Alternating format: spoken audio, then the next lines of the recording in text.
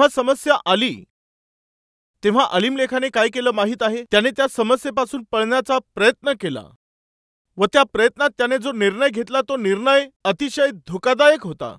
तो निर्णय का अतिशय धोकादायक होता याबद्दलचे काही विषय मी तुम्हाला सांगू इच्छित आहे। त्यामध्ये सर्वात प्रथम आहे, त्याने घेतलेला निर्णय कोणता होता तर मोवाब देशामध्ये जाण्याची त्याने मन बनवलं। मोवाब देशावरती देव अतिशय घृणा करत होता। मोवाबी लोक हे पापी लोक होते। ते मोवाबी लोक ते देवाची उपासना करणारे नव्हते, ते निर्मितीला भजणारे लोक होते, मानवांद्वारे स्थापन केलेल्या दैवतांना मानणारे होते। बायबलमध्ये आपण पाहतो एका संदर्भात आपल्याला दिसतं मोवाबी स्त्रिया ह्या अतिशय व्यभिचारी स्त्रिया होत्या आणि त्या कारणांमुळे 24,000 पुरुषांना एकाच वेळेला आपला प्राण गमवावा लागला होता। जर तुम्ही लक्षपूर्वक बायबल वाचलं तर तुम्हाला समजून येईल हा मोवाबी वंश कशा प्रकारे अस्तित्वात आला हे जर आपण पाहिलं तर 2 मुलींनी त्यांच्या वडिलांना द्राक्षरस पाजला आणि जेव्हा तो बेशुद्ध झाला तेव्हा त्याच्याशी त्यांनी व्यभिचार केला व त्यामधून जी संतती उत्पन्न झाली ती संतती म्हणजेच हे मोवाबी लोक होते। हे लोक अधर्मातून जन्मलेले होते, हे लोक पापी लोक होते, देवाच्या नजरेमध्ये ते घृणित लोक होते। एवढंच नाही तर शास्त्रींच्या पुस्तकात पाहतो ह्याच मोवाबी लोकांनी 18 वर्षापर्यंत इस्रायली लोकांचा त्यांनी छळ केला। हे मोवाबी लोक नेहमीच इस्रायली लोकांचा विरोध करणारे होते। अशा या प्रजेमध्ये जाऊन जे देवाची आवड बाळगत नाही, जे देवावर विश्वास ठेवत नाही, देवाचा सन्मान करत नाही, देवाच्या लोकांचा छळ करतात व जे देवाच्या विरुद्ध जगत आहेत अशा लोकांमध्ये जाऊन तिथे जगायचं आहे ही आशा करणं अलीमलेखाने घेतलेला हा एक धोकादायक निर्णय होता। तो निर्णय देवाच्या विरोधातील होता। ते स्थान असं होतं जेथे देव नव्हता, तेथे परमेश्वराची उपस्थिती राहत नव्हती, उपस्थितीचा अनुभव तेथे येत नव्हता। पण तो जेथून निघाला ते परमेश्वराचं निवासस्थान होतं, देवाने निवडलेलं ते स्थान होतं। परंतु तो जिकडे जात होता ते स्थान देव नाही असं स्थान होतं। प्रियांनो, जेथे देवाची उपस्थिती असते भले तेथे कष्ट असो किंवा अडचणी असो, शेवट तेथे आशीर्वाद येतील। परंतु जेथे देवाची उपस्थिती नाही अशा जागेमध्ये तेथे तुम्हाला आर्थिकतेने व या जगाच्या पद्धतीप्रमाणे सर्व काही अनुकूल तुम्हाला तेथे दिसून येईल, परंतु शेवटी ते तुमच्यावरती नाश आणि संकट ओढावून घेऊन येईल। हा जो विषय आहे तो अलीमलेख समजू शकला नाही। दुसरं, अलीमलेखाने विचार केला की आता समस्या आलेली आहे, यामुळे काही काळापुरतं मला या समस्यांचा सामना करण्यासाठी येथून मला मोवाब देशात गेलं पाहिजे, तेव्हाच मी या समस्येपासून वाचू शकेल। प्रियांनो, तुमच्या जीवनात दुष्काळ सदृश स्थितीतून तुम्हाला वाचायचं आहे तर तुम्हाला एखादा निर्णय घ्यावा लागत असतो। तेव्हा तुम्ही कोणता निर्णय घ्याल? प्रिय भाऊ आणि बहिणींनो, समस्या आल्यावर, कष्ट आल्यावर, अडचणी आल्यावर, तुमच्या जीवनामध्ये सुटू शकणार नाही असा प्रश्न आल्यावर त्यातून बाहेर पडण्यासाठी तुम्हाला एक निर्णय घ्यावा लागत असतो, त्याचा सामना करण्यासाठी तुम्हाला निर्णय घ्यावा लागत असतो, त्यावर विजय मिळवण्यासाठी तुम्हाला निर्णय घ्यावा लागतो। तुम्ही कोणता निर्णय घ्याल? वचनाप्रमाणे तुम्ही निर्णय घेणार का किंवा वचनाच्या विरोधात जाऊन तुम्ही निर्णय घ्याल? परमेश्वराच्या इच्छेप्रमाणे असणारा निर्णय तुम्ही घ्याल किंवा देवाच्या इच्छेच्या विरोधात जाऊन तुम्ही निर्णय घ्याल? कृपया लक्ष द्या, प्रत्येकाच्या जीवनात समस्या ह्या येतील। समस्या येणं ही समस्या नाहीच, पण समस्या आल्यानंतर तुम्ही योग्य निर्णय घेत नाहीत हीच खरी मोठी समस्या आहे। आज तुमच्या जीवनातील समस्या ही समस्या आहे, परंतु ती समस्या जर आज वाढली आहे तर ती समस्या गंभीर परिस्थितीमध्ये बदललेली असेल, त्या समस्येचा उपाय तुमच्या हातातून गेला असेल तर त्याचं प्रमुख कारण काय माहित आहे? जेव्हा तुम्ही समस्येचा सामना करता त्या वेळेला ती समस्या सोडवण्याच्या प्रयत्नामध्ये तुम्ही योग्य निर्णय घेऊ शकत नाहीत, या कारणामुळेच तुमची समस्या वाढत असते। प्रियांनो, दुष्काळ ही अलीमलेखाची समस्या होती। खाण्याकरिता तिथे अन्न नव्हतं, मग खाण्यासाठी अन्न नव्हतं तेव्हा त्याने देवाच्या चरणापाशी गेलं पाहिजे होतं व देवाकडे प्रार्थना केली पाहिजे होती, देवा, आमच्या चुकांमुळे ही परिस्थिती आलेली आहे, आम्ही मनमर्जीने जगल्यामुळे हा दुष्काळ आम्हावर आलेला आहे, तू दंड दिलास किंवा शिक्षा केली, अन्न पुरवणारा तूच आहे, यामुळे आम्ही तुला शरण येत आहोत, असा विचार करत देवाकडे गेला असता तर त्याचा हा निर्णय चांगला असता। देवाच्या उपस्थितीत त्याने प्रार्थना केली असती तर तो उत्तम निर्णय ठरला असता। परंतु समस्या आल्यानंतर त्यातून तात्पुरत्या स्वरूपात सुटण्याकरिता त्याने उतावळी केली व कोणता निर्णय त्याने घेतला तुम्हाला माहीत आहे? मोवाब जाण्याचा निर्णय त्याने घेतला. कशाकरिता? दुष्काळ पडला होता यामुळे. दुष्काळ कधीपर्यंत राहील? थोड्या काळापर्यंत राहील. काही सीझनमध्ये पाऊस हा पडत नसतो. आपल्या राज्यामध्ये कित्येकदा पावसाळ्याच्या सीझनमध्ये पाऊस पडला नाही, पाऊस झालाच नाही. मग अशा प्रकारे योग्य पाऊस न पडल्याने पीक व्यवस्थित येऊ शकलं नाही. परंतु हे कायम घडत नसतं ना. एखादा वर्ष चांगला पाऊस पडतो, एखाद्या वर्षात पाऊस पडत नाही. एखाद्या वर्षात जास्त पाऊस पडू शकतो, एखाद्या वर्षात पाऊस कमी होऊ शकतो. म्हणजे जो दुष्काळ असतो तो कायमस्वरूपी तर राहत नाही ना. कारण दुष्काळ हा कधी कधी पडत असतो. अगदी असंच येथेही दुष्काळ पडला होता. पण तो दुष्काळ का पडला सांगायचं तर ते देवाच्या विरोधात जीवन जगत होते. यामुळे परमेश्वराने दुष्काळ रूपी एक दगड त्यांच्यावर टाकला. का टाकला? त्यांना दूर करण्यासाठी नाही, तर त्या दुष्काळामुळे ते देवाच्या जवळ येतील यासाठी टाकला. प्रियांनो, आज जर एखाद्या समस्येमधून तुम्ही जात असाल तर व ती समस्या तुमच्या पापामुळे आहे तर परमेश्वर एखादा दगड तुमच्यावर फेकील. परमेश्वर तुमच्यावर तो दगड यासाठी टाकत नाही की त्याने तुम्हाला घायाळ करावं किंवा मग तुमच्यावरती न संपणारी समस्या तुम्हाला देऊन तुमचा नाश करावा यासाठी नाही, तर तुम्हाला जवळ आणण्यासाठी टाकेल. प्रियांनो, आज तुमच्या जीवनात कोणतंही दुःख असेल, कष्ट असेल किंवा आजार असेल किंवा कोणत्याही प्रकारची समस्या असेल, असू शकतं तुम्ही कदाचित देवाच्या विरोधामध्ये जीवन जगत असाल आणि परमेश्वर तुम्हाला त्याच्या जवळ आणण्याकरिता तो या प्रकारे दंड देत असेल. प्रियांनो, बायबल सांगतं देव मुद्दाम कोणाला पीडा करत नाही व मानव पुत्रास तो दुःख देत नाही. प्रियांनो, आज जर कोणत्या दुःखातून किंवा त्रासातून तुम्ही जात आहात तर मग केवळ परमेश्वर तुम्हाला स्वतःकडे आणण्यासाठीच व त्याच्याकडे तुम्ही वळावं यासाठी तो या गोष्टींना परवानगी देत आहे. हे सत्य विसरू नका अशी मी विनंती करतो. प्रिय भाऊ आणि बहिणींनो, अलीमलेखाने घेतलेला निर्णय अतिशय धोकादायक होता. तात्पुरत्या स्वरूपात त्या समस्येतून बाहेर पडण्यासाठी तो मोवाब देशाकडे निघून गेला. त्याचा हा निर्णय परमेश्वराच्या विरुद्ध होता, वचनाच्या विरोधामध्ये होता. प्रियांनो, अनेक संदर्भांमध्ये आपण आपली समस्या दूर करण्याकरिता देवाच्या विरोधामध्ये जाऊन निर्णय घेत असतो आणि देवाच्या विरोधात असणाऱ्या त्या निर्णयात तात्पुरत्या स्वरूपात त्या कष्टातून बाहेर पडण्याच्या प्रयत्नामध्ये कोणती ना कोणती चूक आपण करत असतो. आता तात्पुरत्या वेळेपुरतं ही जी समस्या आहे त्यातून बाहेर पडण्याकरिता एखादी चूक ही करावी लागेल, काहीतरी चूक करावीच लागेल. आपण तेव्हा असा विचार करतो ही जी चूक आहे किंवा हे जे वाईट आहे केवळ एवढ्या समस्येतून बाहेर पडण्यापुरतं आहे, दुसरं काय करू शकतो? आपण ही चूक केल्याशिवाय, एवढी मिस्टेक केल्याशिवाय, एवढी लाच दिल्याशिवाय, एवढी अधर्माची कमाई केल्याशिवाय मला या समस्येतून बाहेर पडता येणार नाही असं म्हणून ते देखील केवळ आता एवढ्या समस्येतून बाहेर पडण्यापुरतंच. त्यानंतर मी पुन्हा कधीही अशा प्रकारची चूक करणार नाही. त्यानंतर मी अशा प्रकारचं पाप परत करणार नाही. त्यानंतर पुन्हा मी त्याच्याकडे जाणार नाही, तिच्याकडे जाणार नाही, मी पुन्हा तिकडे जाणार नाही. केवळ एवढी समस्या सुटण्यापुरतंच मी एवढी चूक करत आहे. सैतान हा फार धूर्त असतो. तो तुमच्या समोर सुटू न शकणारी एखादी समस्या आणेल व बोलेल तुला समस्येतून सुटायचं आहे तर एक मार्ग आहे, एवढी चूक तू कर. हे कष्ट दूर करण्याकरिता केवळ एकच मार्ग आहे, ते म्हणजे एवढं पाप तू कर. तुम्हाला आर्थिक अडचणीतून बाहेर पडायचं असेल तर एकच मार्ग आहे, कमीत कमी एवढी लाच घ्या. प्रियांनो, तो अशा प्रकारे तुमच्याकडून एकदा वाईट कृत्य करून घेतो, एकदा तुम्हाला लाच घेण्यास भाग पाडत असतो. तो एकदा तुम्हाला अन्यायाने धन कमावण्यासाठी प्रवृत्त करतो, एकदा तुम्हाला देह विकण्यासाठी प्रवृत्त करतो. असं तो तुम्हाला एकदा करायला सांगत असतो, कारण की तुम्ही तुमच्या गरजेकरिता तात्पुरत्या स्वरूपात एखादी चूक केली तर तात्पुरत्या काळापुरतं तुम्ही त्या परीक्षेच्या आणि त्या परिस्थितीच्या आहारी गेले तर तुम्हाला वाटतं की आता तुम्ही त्या परिस्थितीतून बाहेर पडाल. पण हे सैतानाचं षडयंत्र आहे. काही काळापुरतं मी मोवाब देशात जाईल असा विचार त्याने केला, परंतु काही काळ तो मोवाब देशात जाऊन काय अलीमलेक तेथून परत येऊ शकला? नाही येऊ शकला. ही एक सैतानाची वाईट अशी कुयुक्ती होती. जेव्हा तुमच्या जीवनात कष्ट येतात, समस्या येतात, त्या समस्येमधून आणि त्या सर्व प्रकारच्या विपत्तीमधून तुम्ही बाहेर पडण्याचा प्रयत्न करतात, तेव्हा सैतान काय बोलत असतो माहीत आहे?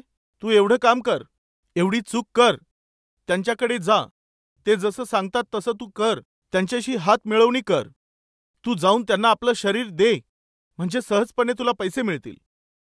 कारण या स्थितीतून तू वाचू शकत नाही.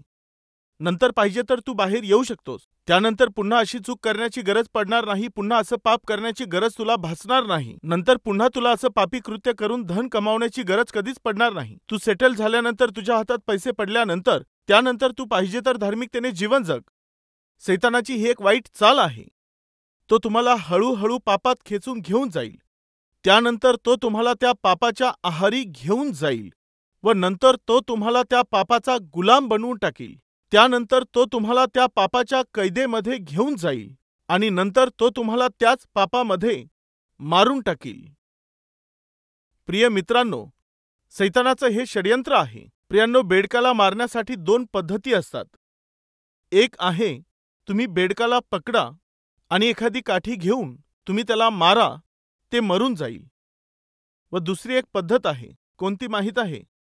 एखादा बेडूक घ्या व एका भांड्यामध्ये पाणी घ्या आणि पाण्याने भरलेल्या भांड्यामध्ये बेडकाला टाका. तो म्हणेल, अरे वा, किती छान वाटत आहे.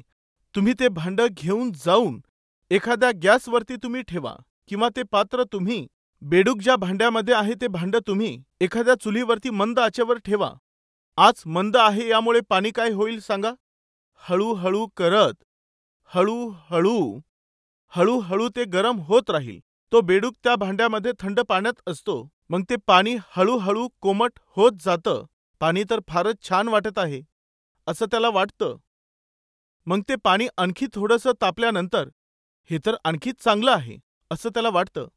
मग आणखी थोडंसं जेव्हा गरम होतं, अरे खूप छान आहे असं करत ते पाणी गरम होत जातं. ते पाणी तापत जातं व त्या बेडकाला त्या गरम पाण्याची सवय लागून जाते व ते त्याच्या आहारी जातं, त्याच्या आहारी जातं, आणखी आहारी जातं आणि त्या पाण्यासोबत ते देखील पूर्णपणे बॉईल होतं. पण तेच तुम्ही गरम पाण्यामध्ये त्या बेडकाला असं टाका, ते लगेचच उडी मारेल. पण तुम्ही असं न करता त्या पाण्याला तुम्ही हळूहळू तापवा. ते उडी मारण्याचा प्रयत्न देखील करणार नाही. सैतानाची पद्धत देखील हीच असते. तो तुम्हाला एखाद्या भयंकर पापाच्या खोऱ्यामध्ये लगेच टाकणार नाही. जर टाकलं तर तुम्ही लगेच तेथून बाहेर याल. यामुळे अतिशय धूर्तपणाने, अतिशय कुयुक्तीने, अतिशय हळुवार रीतीने, तो अतिशय हळुवार त्या पापात तो तुम्हाला टाकेल. तुम्हाला त्या पापात कसा पाडेल माहीत आहे? तुमच्या समस्येतून तुम्हाला जर बाहेर पडायचं आहे तर हाच मार्ग आहे. जर तुम्हाला आर्थिक अडचणीतून बाहेर पडायचं आहे तर केवळ हाच मार्ग आहे. तुमच्या मुलांना जर शिकवायचं आहे तर, त्यांची फीज भरायची आहे तर, त्यांचं लग्न लावून द्यायचं आहे तर, किंवा तुम्हाला स्वतःचं घर घ्यायचं आहे तर, जर तुम्हाला कार विकत घ्यायची आहे तर, व तुम्हाला जर जमीन खरेदी करायची आहे तर केवळ हाच मार्ग आहे. कोणता आहे मार्ग? देवाच्या विरोधामध्ये असणारा पापमय असा मार्ग आहे. आज आमच्यामध्ये असे कुणी आहेत का? तुम्ही तुमच्या समस्येचा सामना करण्याच्या ऐवजी ती समस्या दूर करण्याच्या प्रयत्नामध्ये तुम्ही चुकीच्या मार्गाची निवड केली आहेत असे कुणी आहेत का? तर लक्ष देऊन ऐका. अलीमलेखाने निर्णय कोणता घेतला? दुष्काळ पडला आहे यामुळे आपण तिकडे जाऊ, मोवाब देशात आपण जाऊ म्हणजे आपण तिथे वाचू, या विचाराने तो मोवाब देशात गेला. हा मोवाब देश त्यांना कसा दिसून आला सांगायचं तर लक्ष देऊन ऐका. त्यांची समस्या दूर करणारा असा दिसून आला. हा मोवाब देश त्यांना कसा दिसून आला सांगायचं तर काही काळापुरतं आपलं पोट तिथे भरेल असं त्यांना दिसून आलं. प्रियांनो, त्या दिवशी हवा जेव्हा तिने खाण्यासाठी देवाने मनाई केलेलं फळ पाहिलं तेव्हा ते फळ तिला कसं दिसून आलं? बायबलमध्ये आहे, चला पाहूया ते फळ तिला कसं दिसून आलं. उत्पत्ती अध्याय 3 त्यातील 6वे वचन. त्या झाडाचे फळ खायला चांगले, दिसायला मनोहर आणि शहाणे करायला इष्ट आहे असे त्या स्त्रीला दिसून आले, तेव्हा तिने त्याचे फळ काढून खाल्ले. काय म्हटलं? तेव्हा तिने त्याचे फळ काढून खाल्ले. ते फळ कसं होतं? मनोहर होतं, खूप चांगलं होतं. वरून दिसण्यासाठी ते फळ अतिशय चांगलं होतं, परंतु त्याच्यामध्ये काय दडलेलं होतं माहीत आहे? भयंकर असा एक श्राप. आज तुम्ही आपल्या समस्येमधून बाहेर पडण्याकरिता ज्या मार्गाची निवड तुम्ही करत आहात, तो मार्ग तुम्हाला अतिशय चांगला असा दिसून येत असेल, तुम्हाला अनुकूल असा दिसत असेल, तो निश्चित तुम्हाला तसा दिसत असेल, परंतु ऐका, त्याच्या पाठीमागे श्राप दडलेला आहे हे विसरू नका. प्रियांनो, लोट, त्याची पत्नी आणि त्याच्या 2 मुली, दूरवरून त्याने जेव्हा सदोम आणि गमोराचा प्रांत पाहिला तेव्हा तो प्रांत त्याला कसा दिसून आला तुम्हाला माहीत आहे? चला पहा, उत्पत्तीचं पुस्तक अध्याय 13 10वे वचन मी यावेळेला वाचत आहे. तेव्हा लोटाने आपली दृष्टी फेकून यार्देनेचे सर्व खोरे पाहिले, तेव्हा तेथे सर्वत्र भरपूर पाणी आहे असे त्याला दिसून आले. परमेश्वराने सदोम व गमोरा ह्यांचा नाश केला त्यापूर्वी सोरकडचा सर्व प्रदेश परमेश्वराच्या बागेसारखा आणि मिसर देशासारखा होता. यामुळे लोटाने आपली पत्नी आणि आपल्या दोन्ही मुलींना घेतलं आणि सदोम आणि गमोराकडे तो निघून गेला. त्याने दुरून पाहिलं तेव्हा ते सदोम आणि गमोरा नगर परमेश्वराच्या बागेसारखं त्याला दिसून आलं, पण आतमध्ये ते सदोम आणि गमोरा हे नगर पापाने भरलेलं होतं. काही दिवसातच त्यांचा नाश होणार होता. परमेश्वर सदोम आणि गमोराला अग्नीने जाळून टाकणार होता. पण हे समजून न घेता लोटाने काय केलं माहीत आहे? ते वरवरचं सौंदर्य त्याने पाहिलं व सदोम आणि गमोरात जाऊन त्याने आपल्या कुटुंबाचा नाश करून घेतला. प्रियांनो, पाप हे नेहमी आकर्षित दिसून येत असतं. वाईट मार्ग हा नेहमी आकर्षित असा दिसत असतो. आज हे वचन ऐकणाऱ्या भाऊ आणि बहिणींनो, तुम्ही समस्येतून बाहेर पडण्याकरिता ज्या मार्गाचा अवलंबन करत आहात तो तुम्हाला आकर्षित दिसून येत असेल. बायबलमध्ये एक वचन आहे, चला वाचूया. नीतिसूत्रे अध्याय 16 25 वचन. नीतिसूत्रे अध्याय 16 25 वचन पहा. मनुष्याला एक मार्ग सरळ दिसतो, पण त्याच्या शेवटास मृत्यूपथ फुटत असतात. काय म्हटलं? मनुष्याला एक मार्ग सरळ असा दिसतो. आज तुम्ही निवडलेला एखादा मार्ग तुम्हाला सरळ दिसून येत असेल, चांगला असा दिसत असेल, योग्य असा वाटत असेल, त्यात आशीर्वाद आहे असं तुम्हाला दिसून येत असेल, पण शेवटी तो मार्ग तुम्हाला काय देईल माहीत आहे? तो तुम्हाला मृत्यू देईल व तुम्हाला नाशाकडे घेऊन जाईल. अलीमलेखाने एक निर्णय घेतला, मी मोवाबाकडे जाईल. तो धोक्याने भरलेला मार्ग होता.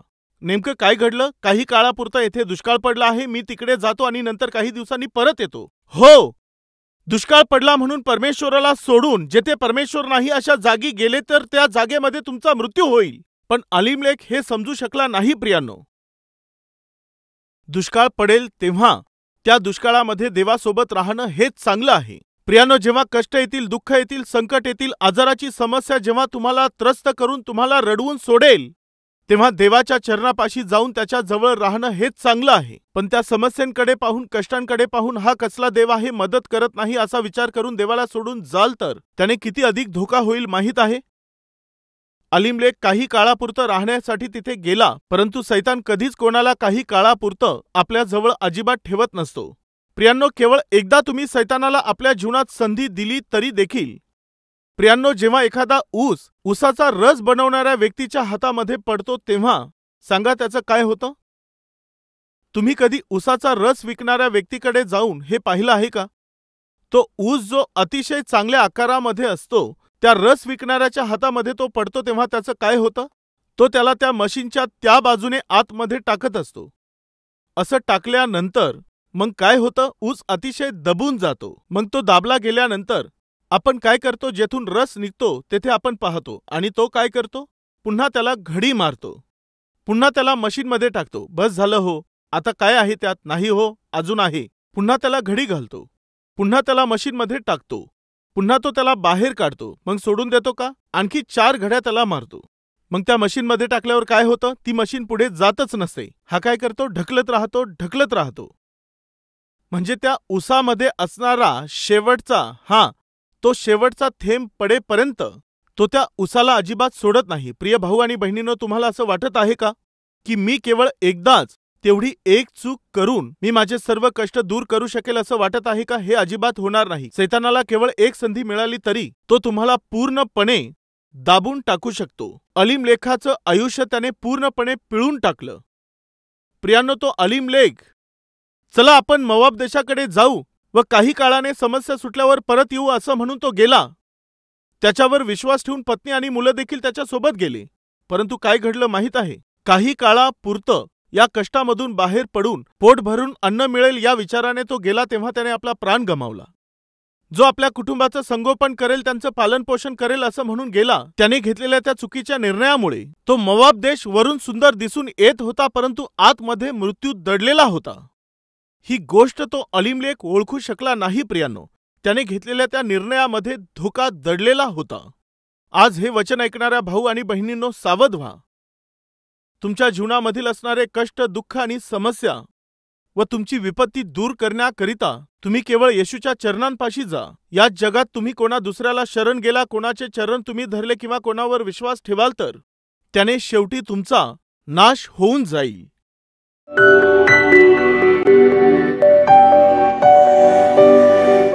महान पवित्र प्रेमळ परमेश्वर देवा, जितके लोक आज वचन ऐकत आहेत त्या सर्वांवर तू प्रेम करतोस, यामुळे तुझ्या वचनाच्या द्वारे आज आमचं जीवन तू सुधारलेलं आहेस।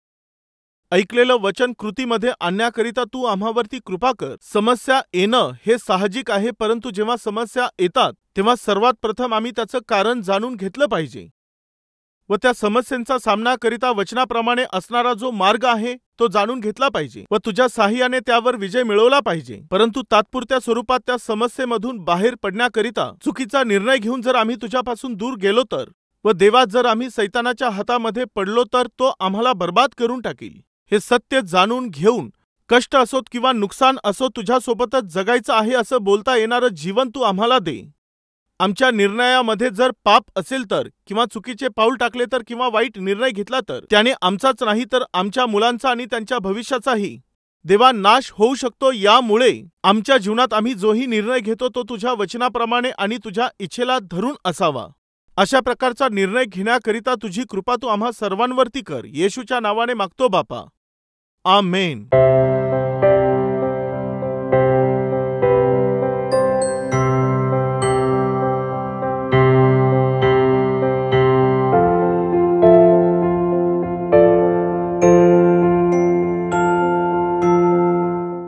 आमचा पत्ता Calvary, post box number 30, Kukatpally, Hyderabad 72।